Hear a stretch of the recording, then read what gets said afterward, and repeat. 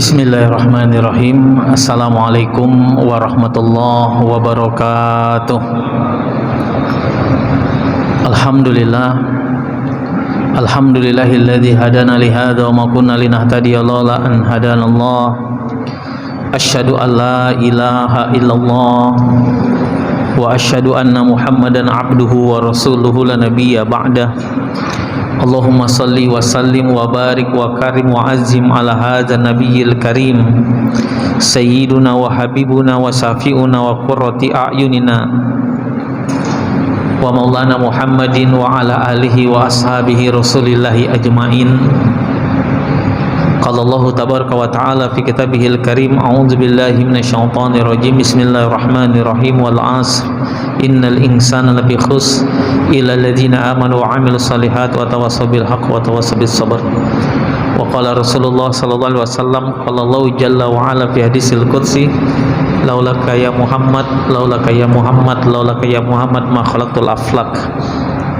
Bapak-bapak, ibu-ibu, jemaah salat maghrib yang dirahmati Allah Subhanahu wa ta'ala, kembali kita bersyukur kepada Allah Tabaraka wa ta'ala atas segala limpahan rahmat, nikmat yang Allah anugerahkan kepada kita.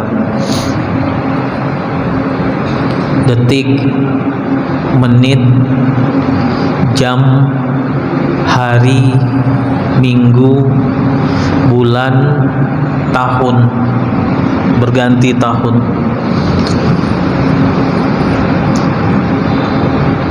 Tahun Masehi dari 2003 udah 2004. Tahun Hijriah sekarang di penghujung Jumadal Akhir. Cepat perjalanan waktu yang begitu cepat, Bapak Ibu. Sampai Imam Ali bin Abi Thalib berkata dalam satu syair, al-waktu kas-saif, waktu itu bagaikan pedang, kata Imam Ali bin Abi Thalib. In lam taqta qata'aka, kalau engkau tidak bisa mempergunakan pedang tersebut, maka pedang itu yang akan membunuh engkau, memotong engkau. Jadi kalau kita lihat Bapak Ibu, terutama di dalam juz Amma, juz ke-30, mulai dari surah An-Naba sampai An-Nas, amma yatasaaluna 'anin naba'il azim, sampai surah An-Nas minal jinnati wan nas. Juz 30 ini Allah banyak bersumpah dengan menyebut kata-kata waktu. Allah bersumpah dengan menyebut kata-kata waktu. Kenapa? Inna katsiran minan nas yulahinuna anil waqti. Allah bersumpah dengan menyebut demi waktu fajar. Allah bersumpah dengan menyebut demi waktu siang. Allah bersumpah dengan menyebut demi waktu malam. Allah bersumpah dengan menyebut ketika matahari kami terbitkan. Allah bersumpah dengan menyebut dan ketika matahari kami terbenamkan lalu kami munculkan, kami terbitkan bulan. Allah bersumpah juga dengan menyebut ketika kami ciptakan langit tanpa tiang-tiang. Banyak sekali Allah bersumpah, Allah bersumpah, Allah bersumpah dengan menyebut kata-kata waktu. Kenapa? Ketika Nabi Muhammad bertanya kepada Ruhul Amin, malaikat Jibril alaihissalam, ya Jibril, lima qasamallahu bil waqti. Jibril, kenapa Allah bersumpah dengan menyebut kata-kata waktu? Kenapa Allah bersumpah dengan menyebut kata-kata waktu? Qala Ruhul Amin, malaikat Jibril menjawab, ya Rasulullah, inna katsiran minan nas, wa fi riwayatin inna katsiran min ummatika. Ya Rasulullah, apa kata Jibril ketika ditanya kenapa Allah bersumpah dengan menyebut kata-kata waktu? Maka Jibril menjawab, ya Rasulullah, sesungguhnya banyak di antara manusia Dalam riwayat yang lain dikatakan, ya Rasulullah, sesungguhnya banyak di antara umatmu, inna katsiran min ummatika, sesungguhnya banyak di antara umatmu, yulahinuna anil waqti, yang tertipu terpedaya dengan waktu, tertipu terpedaya dengan waktu, terlindas oleh waktu, tergilas oleh waktu. Cepat sekali perjalanan waktu Bapak Ibu, cepat sekali. Dulu belum nikah, udah nikah. Belum punya anak, udah punya anak. Belum punya menantu, udah punya menantu. Belum punya cucu, udah punya cucu. Dulu masih ngobrol, nggak taunya udah meninggal. Dulu masih satu masjid, ke masjid sama-sama, sekarang udah nggak ada, nggak taunya udah meninggal. Ini perjalanan waktu begitu cepat Pak, cepat sekali.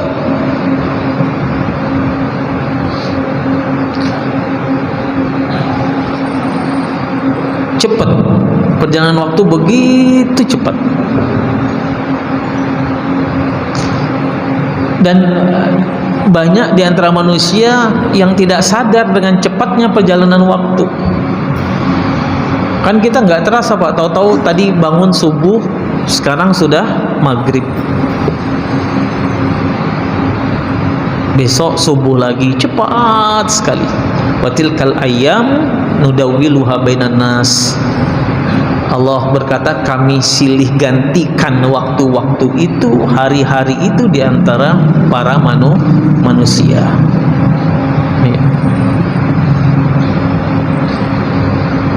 Dan ketika kita berbicara waktu Bapak Ibu, ketika kita berbicara waktu, identik dengan ijrah. Identik dengan ijrah. Ijrah itu bagaimana kita bisa lebih baik, bagaimana kita bisa lebih taat, lebih bertakwa kepada Allah. Ini makna ijrah ya. Dan bagi orang Islam, bagi kita, ijrah itu bukan hanya pergantian tahun, baik tahun Hijriyah maupun tahun Masehi.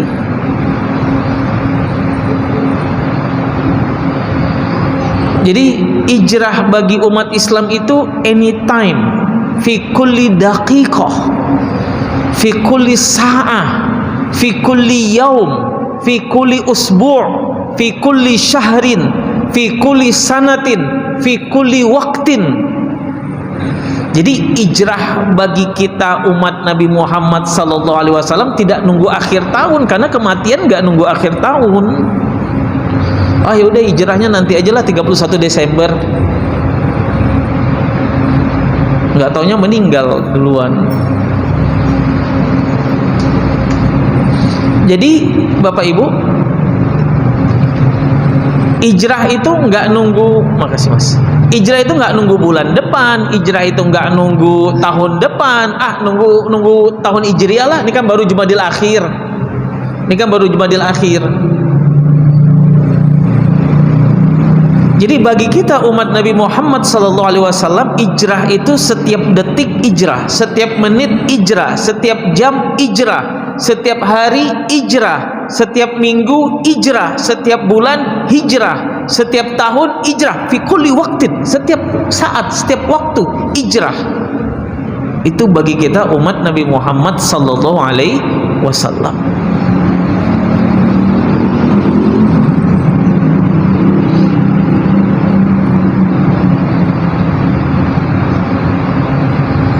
Jadi ijrah terus, muhasabah, perbaikan diri, perbaikan diri, perbaikan diri, perbaikan diri dari yang tidak baik, lebih baik, lebih baik, lebih baik. Dan ada fase-fasenya Pak.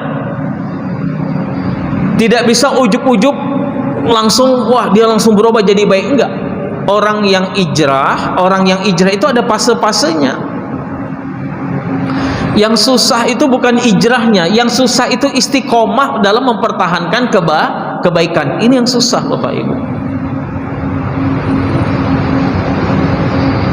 Ketika kita sudah punya niat, ya Allah, ini sekarang tahun 2024, hamba kepingin lebih baik. Nah, itu setan udah mulai Pak. Ya, setan udah mulai. Saya nggak mempermasalahkan tahun baru Masehi atau tahun baru Hijriah. Yang kita bahas adalah setiap waktu, setiap saat bagi kita umat Nabi Muhammad adalah hijrah. Ya. Ya Allah, ini udah tahun 2024, hamba kepingin lebih baik lah, hamba kepingin hijrah lah. Ketika itu setan udah mulai merusak, menggoda, mengacaukan niat kita, Pak, karena setan nggak mau kita hijrah. Ya.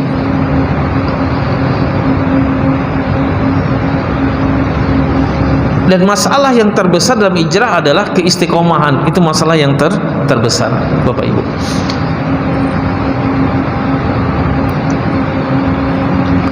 Ya, bukan masalah bakar jagungnya, bukan masalah bakar ikannya, bukan masalah bakar apa yang dibakar, Pak.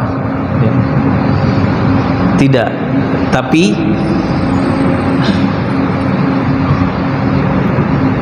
saya sampaikan ketika muhasabah malam tahun baru kemarin, yang dibakar itu sebetulnya bukan jagungnya, yang dibakar itu bukan ikannya, yang dibakar itu bukan ayamnya, bukan sotongnya, tapi yang dibakar itu keegoan kita. Yang dibakar itu apa, Pak? Keegoan kita. Yang dibakar itu hawa nafsu kita. Yang dibakar itu keinginan kita yang tidak baik. Itu yang seharusnya dibakar, bukan jagung yang dibakar. Jagung itu tetap jagung, Pak. Ayam tetap ayam, ikan tetap ikan. Ya. Refleksinya adalah bagaimana kita membakar hawa nafsu kita, bagaimana kita membakar keinginan kita yang tidak baik, ya. Bagaimana kita membakar kecongkakan kita, kesombongan kita, bagaimana kita membakar hal-hal yang tidak baik di dalam diri kita, sehingga masuk pergantian waktu yang baru kita bisa lebih baik. Ya. Satu hadis dalam pembahasan kita pada malam hari ini, Bapak Ibu, yaitu hadis Rasulullah Sallallahu Alaihi Wasallam dari Al Imam At-Tirmizi, diriwayatkan oleh Al Imam At-Tirmizi dengan sanad yang hasan. Apa kata Nabi kita, Nabi Muhammad Sallallahu Alaihi Wasallam, ya, yang punya korelasi dengan waktu, dengan hijrah. La tazula qadama 'abdin, la tazula qadama 'abdin yaumal qiyamah hatta tus'ala an arba'i khisalin, kata Nabi. Tidak bergerak telapak kaki seorang hamba. La tazula qadama 'abdin, telapak kaki kita tidak bergerak pada hari kiamat, kata Nabi Muhammad, qabla an tus'ala arba'i khisalin, sebelum kita bisa menjawab 4 pertanyaan yang ditanya oleh Allah melalui malaikatnya kepada kita. Ya. Kalau diartikan secara harfiah, kaki kita nggak bisa bergerak, Pak. Nggak bisa melangkah kemana-mana. Ini kalau diartikan secara harfiah, la tazula qadama 'abdin yaumil qiyamah, pada hari kiamat itu kaki kita nggak bisa digerakkan, kita tetap aja di situ, nggak bisa digerak-gerakkan. Ya. Ini makna harfiah. Tapi yang diinginkan oleh Nabi agar kita memahami hadis ini apa, Bapak Ibu? Kita akan menghadapi satu pertanyaan, satu masalah yang sangat besar, yaitu pertanyaan-pertanyaan yang dihadapkan kepada kita oleh Allah Subhanahu wa Ta'ala, yang membuat kita nggak bisa ngapa-ngapain, yang membuat kita nggak bisa berbuat apapun. Kita hanya terdiam di tempat kita sampai kita menunggu malaikat, nunggu giliran kita ditanya tentang 4 hal ini. Qabla antus ala arba'i khisalin, tidak bergerak kita. Ada beban yang sangat besar yang ada dalam diri kita, kata Nabi Muhammad. Nanti kalian akan mendapatkan satu beban yang sangat besar, satu tanggung jawab yang sangat besar, sehingga kalian nggak bisa ngapa-ngapain. Mikirkan saudara aja nggak bisa, suami nggak bisa mikirkan istri, istri nggak bisa mikirkan suami, orang tua nggak mikirkan anak, anak nggak mikirkan orang tua, abang kakak nggak memikirkan adik beradiknya, tetangga nggak memikirkan tetangganya. Kenapa? Saqilul hisab. Saking beratnya tanggung jawab ini, dibahasakan oleh Nabi, la tazula qadama 'abdin, kaki kita nggak bisa bergerak. Kenapa? Tumpuan kekuatan itu di kaki, Pak. Tumpuan kekuatan itu di kaki. Saking berat bebannya, saking berat tanggung jawabnya, saking berat pertanyaannya untuk dijawab, nggak bisa ngapa-ngapa kita. la tazula qadama 'abdin yaumal qiyamah hatta tus'ala an arba'i khisalin. Tidak bergerak kaki kita, ada beban yang sangat besar pada diri kita sehingga kita nggak bisa ngapa-ngapain sampai Allah akan bertanya 4 hal kepada kita. Yang pertama apa Bapak Ibu? Pertanyaan Allah melalui malaikatnya kepada kita yang pertama, an umrihi fima afna. Pertanyaan pertama Bapak Ibu yaitu tentang umur. Umur pertama kali yang ditanya oleh Allah. Fima afna, kemana kita pergunakan umur kita. Yang ditanya pertama kali tentang umur, Pak. Enggak ditanya yang lain-lain. Ini beban yang sangat berat. Beban yang sangat berat, kenapa? Karena yang ditanya umur. Berapa tahun hidup kita di dunia? 30, 40, 50, 60, 70. Ada yang umur 70 tahun di antara kita. Ada yang 60 tahun ke atas. Ya. 30, 40, 50, 60, 70. Mungkin ada keluarga kita yang lebih, mungkin ada keluarga kita yang 80 tahun Bapak Ibu. Ya. Dan Allah tidak menanyakan pertahunan, wala tus'al sanatan au aman. Allah enggak nanya per tahunnya, enggak. Yang ditanya oleh Allah kulla daqiqah. Yang ditanya oleh Allah setiap detiknya, Pak. Setiap detiknya ditanya oleh Allah Subhanahu wa taala. An umrihi fima afna, umur kita kemana kita pergunakan Bapak Ibu. Semua kan ditulis. Ya. Ada raqib, ada atid. Semua nulis Pak, apa yang kita kerjakan ditulis semuanya, ditulis semuanya.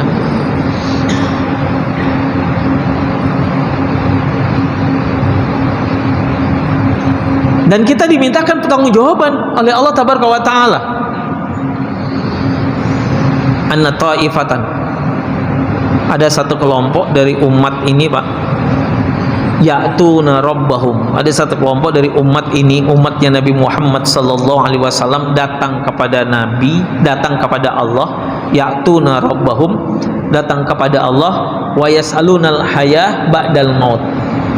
Lalu mereka minta dihidupkan setelah kematian. Ada satu kelompok umat Nabi Muhammad sallallahu alaihi wasallam yang datang kepada Allah minta dihidupkan, padahal mereka sudah hidup dan sudah dimatikan oleh Allah.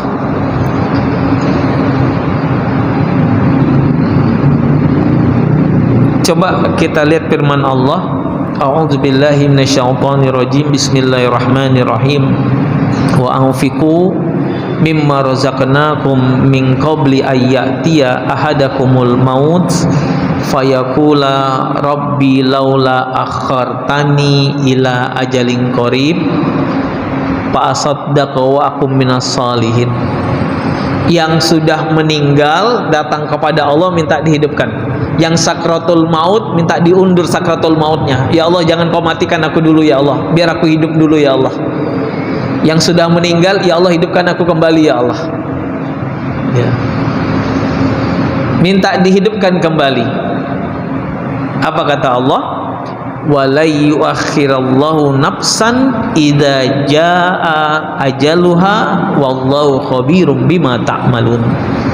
Apa kata Allah? Bahasa kitanya Bapak Ibu, aku sudah berikan kalian kehidupan di dunia 20 tahun, 30 tahun, 40 tahun, 50 tahun, 60 tahun, 70 tahun, 80 tahun. Au aksar qalilah, au yazdad qalilan, au yanqus qalilan. Ada yang lebih dari 80, ada yang kurang dari 80. Aku sudah berikan puluhan tahun hidup kalian di dunia. Kenapa kalian minta dihidupkan lagi? Ini kata Allah kepada yang mati minta dihidupkan lagi. Kalian yang udah mau meninggal dalam keadaan sakratul maut, dalam keadaan nazak, kenapa kalian minta diundurkan kematian kalian, kata Allah.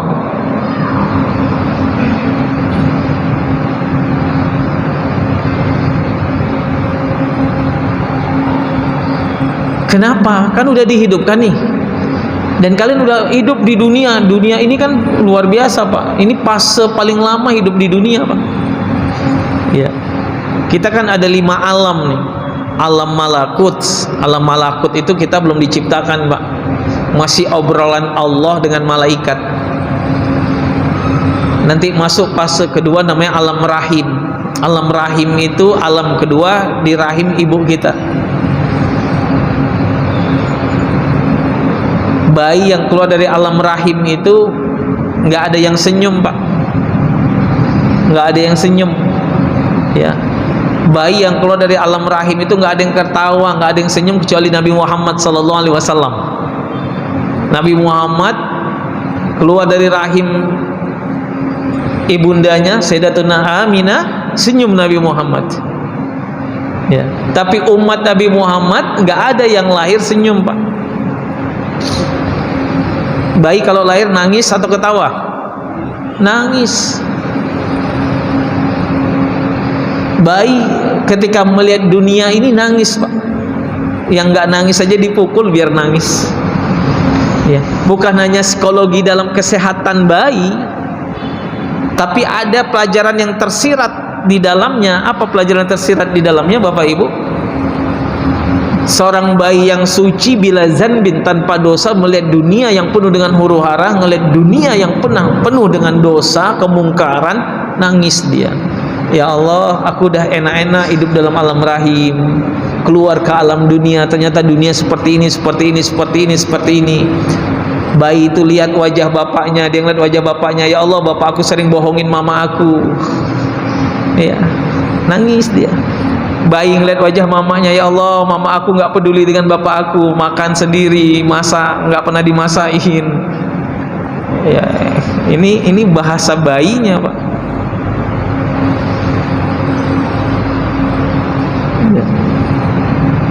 Dan alam dunia ini alam paling lama daripada alam rahim. Kalau alam malakut 50.000 tahun yang lalu, Bapak Ibu, sebelum diciptakan manusia, kita belum ada. Tapi ketika kita ada, alam rahim 9 bulan 10 hari, Pak. Paling lama 10 bulan.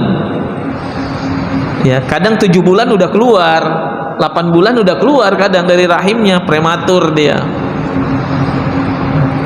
Alam dunia puluhan tahun, bahkan ada yang dekati mau 100 tahun, Pak. Lalu datang kepada Allah minta dihidupkan lagi, yang mati minta diundur kematiannya. Allah nanya, ngapain di dunia kemarin, kalian ngapain? Yang kalian inginkan apa? Kata Allah. Kok minta dihidupkan kembali? 2 yang diinginkan manusia, Bapak Ibu, yang minta dihidupkan kembali apa? Fa'asaddaqa wa akum minas salihin.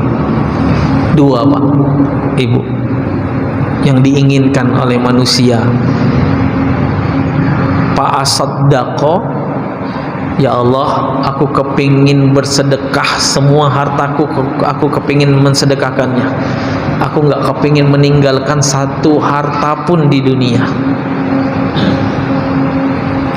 Aku nggak kepingin meninggalkan satu harta pun di dunia.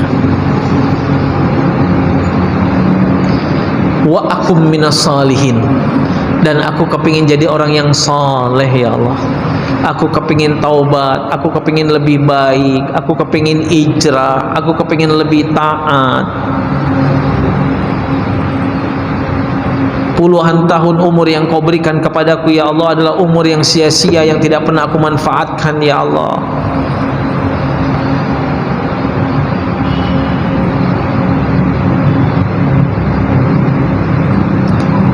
Umur puluhan tahun yang kau berikan kepadaku, ya Allah, umur yang aku pergunakan hanya untuk kelalaian-kelalaian, ya Allah. Aku hanya kepingin 2 aja. Fa'asaddaqa, aku kepingin mensedekahkan, menginfakkan semua hartaku, sehingga tidak ada satu harta pun yang aku tinggalkan di dunia.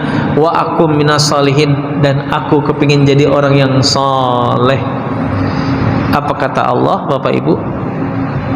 Dengan tegas Allah katakan, walai yuakhirallahu nafsan idza jaa ajaluha. Aku gak akan mengundurkan kematian kalian. Aku gak akan menghidupkan kalian kembali waktu kalian sudah selesai. Waktu kalian di dunia udah selesai. Bapak, ibu, penyesalan gak pernah di awal, Pak. Penyesalan pasti di akhir. Gak ada penyesalan di awal, Pak. Kalau seandainya ada penyesalan di awal, gak ada yang susah, Bapak, ibu.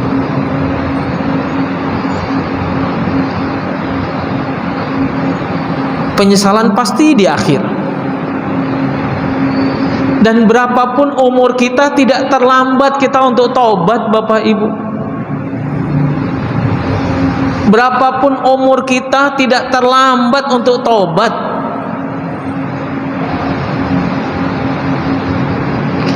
Ketika Nabi Muhammad SAW dicabut rohnya, Pak, ditarik rohnya oleh malaikat maut Israel alaihissalam, dari ujung jempol kaki kanan Nabi ditarik, roh Nabi terus naik hatta ma baina unuqin Nabi, sampai roh itu di antara tenggorokan Nabi, Pak. Dalam riwayat dikatakan di pangkal tenggorokan Nabi roh itu. Lalu Nabi memandang malaikat Jibril alaihissalam. Ya, malaikat Jibril ketika itu mendampingi Nabi, tapi malaikat Jibril nggak mampu ngelihat sakitnya yang ditahan oleh Nabi ketika malaikat Israel, malaikat maut, menarik roh Nabi, memalingkan wajahnya malaikat Jibril, sampai Nabi bertanya kepada malaikat Jibril, berkata kepada malaikat Jibril, "Ya Jibril, kenapa engkau nggak mau mandang aku? Apa karena engkau udah nggak cinta lagi dengan aku sehingga engkau nggak mau mandang aku?" Apa kata Jibril? "Kala ya Rasulullah, enggak ya Rasul, aku nggak sanggup melihat sakitnya sakratul maut yang engkau derita." Ya. Ada dua permintaan yang diminta oleh Nabi. Yang pertama, Jibril sampaikan kepada Allah, apa hak aku terhadap umatku? Ya Rasulullah, kalau seandainya 1 tahun umatmu sebelum dia meninggal dia taubat, maka Allah habiskan semua dosa-dosanya. 1 tahun sebelum meninggal dia taubat, Allah hapuskan semua dosa-dosanya. Apa kata Nabi? Kelamaan Jibril. Jangankan 1 tahun, 1 bulan sebelum mati aja umatku masih bisa berbuat dosa. Malaikat Jibril datang lagi kepada Allah, turun lagi, Pak. Ya Rasulullah, Allah berfirman kepada aku, kalau seandainya umatmu 1 hari sebelum meninggal dia taubat, maka semua dosanya dihabiskan oleh Allah. Apa kata malaikat Jibril? Kelamaan. Kata Nabi Muhammad kepada Jibril, kelamaan Jibril. Jangankan 1 hari, 1 jam saja sebelum meninggal umatku bisa berbuat dosa. 1 jam saja sebelum mati umatku masih bisa buat dosa. Malaikat Jibril datang lagi kepada Allah, turun lagi. Ya Rasulullah, Allah berkirim salam kepadamu ya Rasulullah.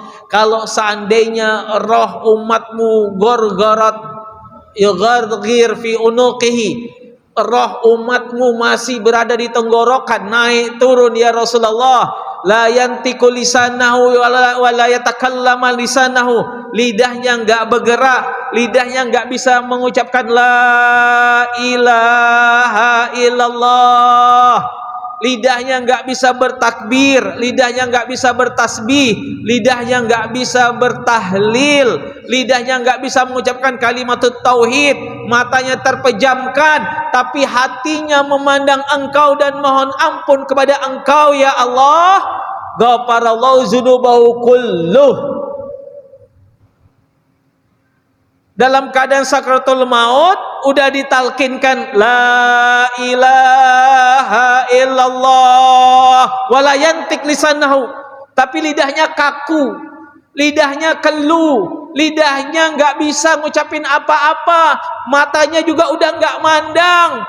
tenggorokannya masih dipenuhi oleh rohnya, naik turun, gorgorotir ruh, naik turun, tapi hatinya memandang kepada Allah Subhanahu wa taala, hatinya mohon ampun kepada Allah Subhanahu wa taala. Walau kana la yantik lisanahu bi kalimatul la ilaha illallah, walaupun lisannya, lidahnya tidak mengucapkan kalimat la ilaha illallah, tapi hatinya memandang Allah, ghafarallahu dzunubahu kulluh, Allah ampunkan semua dosanya. Allah ampunkan semua dosanya, Pak. Bapak pernah nggak ngelihat orang yang nggak bisa, ya orang yang nggak mengucapkan la ilaha illallah tapi matanya mengeluarkan air mata, Pak? Ya. Jadi belum tentu orang yang meninggal tidak mengucapkan la ilaha illallah dia tidak husnul khatimah, Pak. Kadang meninggal itu kan ada 3 kategori, ada husnul khatimah, ada su'ul khatimah, ma baina usnul khatimah wa su'il khatimah, di tengah-tengah. Kalau usnul khatimah jelas, lagi sholat meninggal, baca Quran meninggal, infak sedekah meninggal, puasa meninggal, lagi cari nafkah meninggal, usnul khatimah. Su'ul khatimah jelas, meninggal dalam keadaan tidak baik, lagi gibah meninggal, lagi minum alkohol meninggal, lagi judi meninggal. Ustaz, judinya hanya di perumahan, taruhannya Indomie 1 sama rokok, tetap judi haram, mati su'ul khatimah. Yang ketiga, ma baina su'il khatimah wa husnul khatimah, di tengah-tengah ini kan yang meninggalnya enggak ngapa-ngapa atau meninggal, Pak. Tidak lagi ibadah, tidak lagi maksiat. Ini di tengah-tengah nih. Jangan bilang yang di tengah-tengah ini su'ul khatimah, tidak. Bisa jadi lidahnya tidak mengucapkan la ilaha illallah, lidahnya tidak mengucapkan subhanallah, Allahu akbar, lidahnya tidak mengucapkan kalimat-kalimat thayyibah, tapi hatinya memandang Allah Subhanahu wa taala, ghafarallahu dzunubahu kullu, Allah ampunkan semua dosanya. Allah ampunkan semua dosanya. Oke, kalau ada orang yang meninggal, ada keluarga kita meninggal, ada orang tua kita meninggal, bukan nangis, tapi yang dibaca talqin. Kalau sudah ditalkinkan, nggak bisa juga. Yang dibaca apa? Surah Al-Fajr, ayat-ayat yang terakhir. Ya ayyatuhan nafsul mutmainnah, irji'i ila rabbiki radiyatan mardiyah, fadkhuli fi ibadi wadkhuli jannati. Ini yang kita baca. Karena orang meninggal itu, Pak, ada 2 alam yang mengerumunin. Pertama malaikat, yang kedua iblis, setan. Malaikat kepingin membawa dia husnul khatimah, iblis setan kepingin dia su'ul khatimah.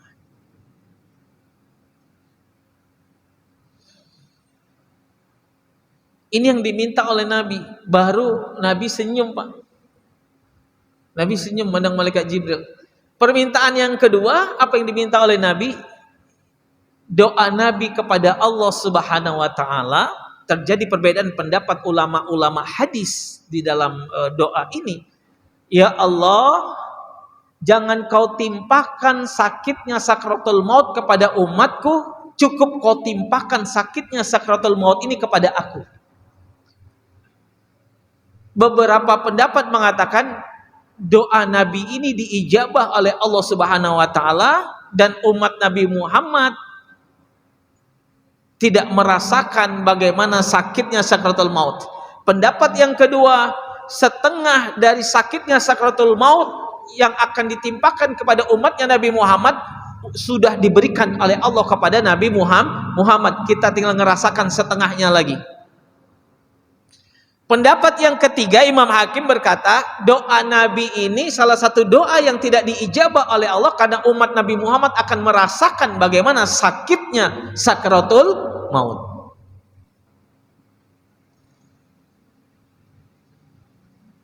Sakitnya sakratul maut itu kan nggak bisa dibayangkan, Pak, nggak bisa diceritakan, hanya bisa dibaca. Bagaikan ditebas pedang, bagaikan disiram dengan air timah yang panas. Dan kita semua akan merasakan pedihnya sakratul maut karena Nabi merasakan itu. Terjadi 3 perbedaan pendapat ulama-ulama hadis dalam doa Nabi terakhir sebelum Nabi meninggal dunia, baru Nabi berkata, ummati ummati ummati aqimus shalah. Umatku, umatku, umatku, dirikan salat. Riwayat yang lain mengatakan ummati, ummati, ummati, umatku, umatku, umatku, hafizus shalah, jaga salat. Ini dua permintaan Nabi dan dua permintaan orang yang ingin dihidupkan lagi. Apa? Fa'asaddaqa wa aku minas sholihin, kepingin mensedekahkan semua hartanya dan kepingin menjadi orang yang soleh. Bapak Ibu, kita muhasabah, dosa kita banyak, kesalahan kita banyak, wabil khusus saya pribadi yang paling banyak dosa. Kita nggak tahu Pak, kapan Allah manggil kita. Pertanyaan pertama yang paling lama ditanya adalah waktu, an umri, umur kita, kemana kita pergunakan. Ini yang paling banyak ditanya dan paling lama Bapak Ibu. Setiap detik ditanya oleh Allah Pak. Setiap detik ditanya oleh Allah.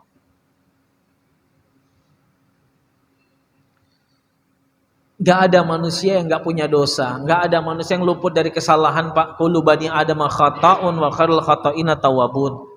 Setiap anak Adam punya kesalahan, setiap anak Adam punya dosa, dan sebaik-baik yang punya dosa, punya kesalahan adalah yang mau taubat kepada Allah.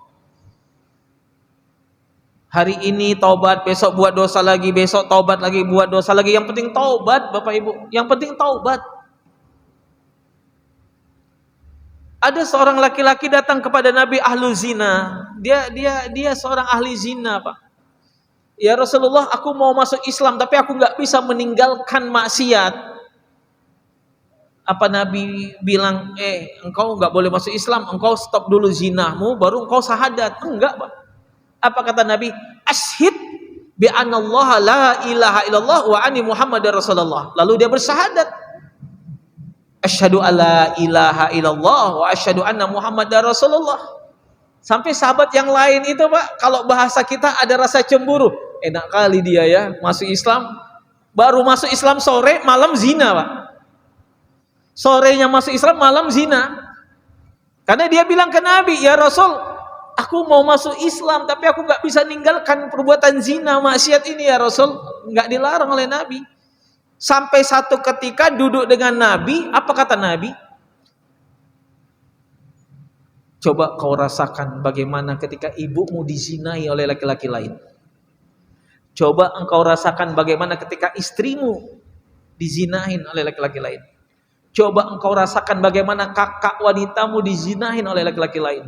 Coba engkau rasakan bagaimana anak wanitamu dizinahin oleh laki-laki lain. Fahmarat wajahahu. Wajahnya memerah ketika itu Bapak Ibu. Ya Rasulullah, ma'uqbiluha, aku gak bisa terima ya Rasulullah. Kalau ibuku dizinahin, aku bunuh orangnya. Apalagi kalau anak putri aku, anak perempuan aku dizinahin, aku cincang-cincang orangnya ya Rasulullah. Itulah perasaan orang yang wanita yang engkau zinahin. Akhirnya dia taubat. Dan Allah tulis namanya menjadi ahlul jannah. Yang jadi masalah bukan dosa yang kita buat Bapak Ibu. Yang jadi masalah kita mau taubat atau tidak. Sebanyak apapun dosa kita taubat. Satu hadis yang indah. At-taibu minadz-dzambi kamala dzanbalahu. Orang yang berbuat dosa Pak, mulutnya belum istighfar, belum sholat taubat, tapi hatinya sudah berkata, ya Allah, kok aku judi? Ya Allah, kok aku tinggalkan sholat? Ya Allah, kok aku kayak gini? Ya Allah, kok aku gini? Ya Allah, kok aku gini? Kamalazan balau. Baru hatinya yang ngomong, apa kata Nabi? Kamalazan balau. Ketika itu juga dosanya sudah dihapus oleh Allah Subhanahu wa ta'ala. Ini baru yang pertama Pak. Ada pertanyaan pada poin yang pertama, umur? Ada yang mau ditanyakan Pak? Silahkan. Boleh dikasih mic-nya. Waalaikumsalam warahmatullahi wabarakatuh. Singkat padat.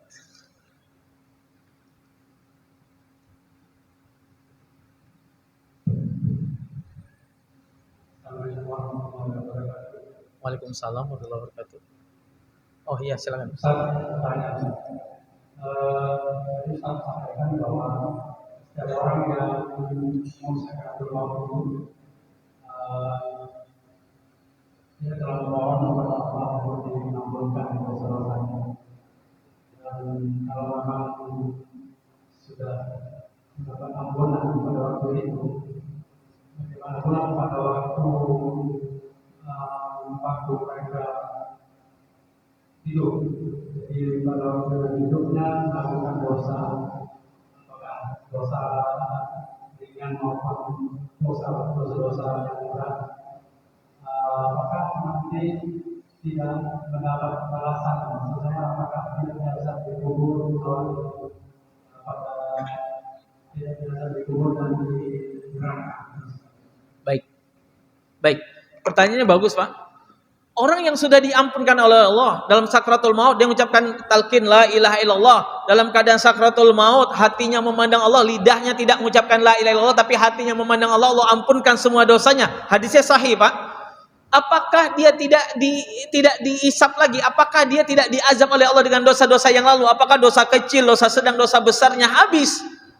Ketika Nabi Muhammad berkata kepada para sahabat dalam hadis qudsi, kita bisa lihat dalam hadis Arba'in, Allah berfirman dalam hadis qudsi, Bapak Ibu, Nabi berkata, Allah berfirman, ya bena Adam law kanat dzunubuka anana samai wal ardi ghafartu laka wala ubali ya ibna Adam walau kanat dzunubuka anana samai wal ard ghafartu laka. Hai anak Adam, hai manusia, kata Allah, aku enggak peduli kepada kalian walaupun dosa kalian sebanyak awan menutupi langit, dosa kalian sebanyak pasir di bumi, aku akan tetap ampunkan dosa kalian, kata Allah. Sahabat bertanya nih, ya ini jawabannya nih Pak. Sahabat bertanya, ayu zambin yukfar ya Rasulullah, dosa apa yang diampunkan? Dosa kecilkah?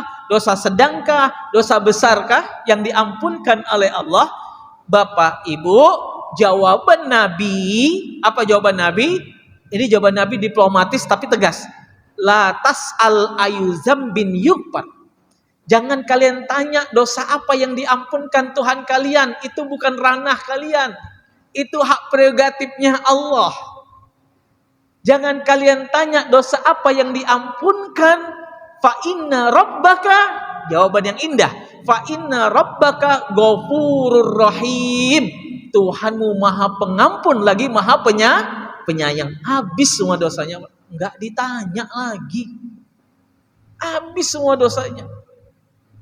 Ustaz, kalau kayak gitu enak dong. Enak, makanya kita matinya usnul khatimah. Iya Pak. Cukup.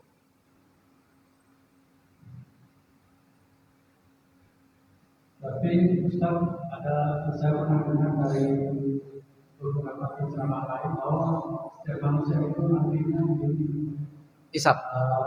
pada waktu manusia itu semuanya tentunya pernah melakukan dosa. Iya. Dan nantinya akan semuanya akan merasakan masuk neraka. Apa benar? Bapak Ibu, ketika kita berbicara tentang pengampunan, maka menjadi hak prerogatif Allah. Ketika kita bicara masalah surga dan neraka juga menjadi hak prerogatif Allah. Apakah semua manusia masuk neraka semuanya? Enggak. Apakah semua manusia masuk surga? Umat Nabi Muhammad semuanya masuk surga. Tapi ada fasenya, ada gelombang-gelombangnya. Bapak mau masuk surga gelombang pertama atau kedua? Ibu mau masuk surga gelombang pertama atau keempat? Pertama. Siapapun kalau ditanya, Pak tukang maksiat pun kalau ditanya, ini lagi mabuk, engkau masuk surga mau gelombang pertama atau gelombang kelima? Pasti jawabannya pertama. Dan itu menjadi hak prerogatif Allah Subhanahu wa taala. Saya bacakan hadisnya. Bismillahirrahmanirrahim. Inna ahadakum. Ya. Saya bacakan hadisnya. Inna ahadakum la ya'malu bi amali ahli jannah hatta ma yakuna bainahu wa bainaha ila zira' fayasbiqu 'alail kitab wa ya'malu bi amali ahli nar fayadkhuluha. Ada nanti manusia yang dia rajin ibadah sampai surga dengan dia hanya satu langkah, Pak. Tapi di akhir hayatnya dia buat dosa, dia sombong dengan ibadahnya, dia angkuh dengan ibadahnya, dia bangga dengan ibadahnya, maka Allah masukkan dia ke dalam neraka. Wa inna ahadakum la ya'malu bi amali ahli nar hatta ma yakuna bainahu wa bainaha ila zira' fayasbiqu 'alal kitab fayamalu bi amali ahli jannah fayadkhuluha. Dan ada di antara manusia nanti Pak yang enggak pernah berbuat baik, enggak pernah salat, enggak pernah ibadah, sampai dia dan neraka hanya satu langkah kedekatannya. Tapi di akhir hayatnya dia taubat kepada Allah, dia mohon ampun kepada Allah, dia berbuat baik, Allah masukkan dia ke dalam surga, dosanya dihapus oleh Allah. Ibu pernah dengar seorang pelacur masuk surga gara-gara ngasih minum anjing? Nah, ini Pak contohnya. Habis semua dosanya. Tugas kita apa? Kita nggak usah berpikiran, ya Allah dosa hamba banyak, engkau ampunkan nggak ya Allah? Engkau ampunkan nggak ya Allah? Ya Allah engkau ampunkan nggak? Tugas kita satu, hanya mohon ampun, taubat kepada Allah. Itu aja Pak. Udah astagfirullah, astagfirullah. Makanya Nabi melazimkan setiap sholat 5 waktu dengan istighfar minimal 3 kali. Astaghfirullahaladzim, astaghfirullahaladzim, astaghfirullahaladzim. Man istaghfara salasa marot fi kulli dubri shalah, summa kabbarallahu, lalu dia bertakbir Allahu Akbar 33 kali, summa hamidallah, lalu dia bertahmid alhamdulillah 33 kali, summa sabbahallah. Saya ulangin hadisnya. Man istaghfara salasa maratin fi kulli duburi shalah, summa sabbahallah salasin wa salasin. Dia beristighfar 3 kali setiap selesai salat, lalu dia bertasbih 33 kali, dia bertahmid 33 kali, wa kabbarallah salasan wa salasina marrah, ghafarallahu dzunubahu kullu walau kanat misla jabadil bahri. Dia istighfar 3 kali, dia tasbih 33 kali, dia tahmid 33 kali, dia takbir 33 kali, saya lupa. Lalu dia tutup, waqtatama, lalu dia tutup dengan kalimat la ilaha illallah wahdahu la syarikalah, lahul mulku wa lahul hamdu wa huwa ala kulli syai'in qadir. Ghafarallahu dzunubahu kullu walau kana misla jabadil bahri. Allah ampunkan semua dosanya walaupun bagaikan buih dalam lautan. Nah, makanya Pak, jaga Pak. Istighfar 3 kali, tasbih, tahmid, takbir, selesai salat kita jaga. Ya, Pak Edi, yang mau ditanya, singkat padat. Assalamualaikum warahmatullahi wabarakatuh. Waalaikumsalam warahmatullahi Kita sebagai umat Rasulullah adalah umat yang terbaik. Apakah maksud umat yang terbaik itu dan bagaimana caranya? Yang kedua, kalau seandainya seseorang itu berzina, dia itu minta ampun kepada Allah, apa minta maaf kepada yang dizina? Terima kasih. Assalamualaikum warahmatullahi wabarakatuh. Waalaikumsalam warahmatullahi wabarakatuh. Bapak Ibu, kuntum khairu ummat ukhrijat linnas ta'muruna bil ma'ruf wa tanhauna 'anil munkar. Kita umat yang terbaik yang diciptakan oleh Allah Subhanahu wa taala dari umat-umat sebelumnya. Kenapa? Lihat dalam kitab Asy-Syama'il Al-Muhammadiyah. Kita udah bahas, Pak. Asy-Syama'il Al-Muhammadiyah, keutamaan-keutamaan Nabi Muhammad dan umatnya.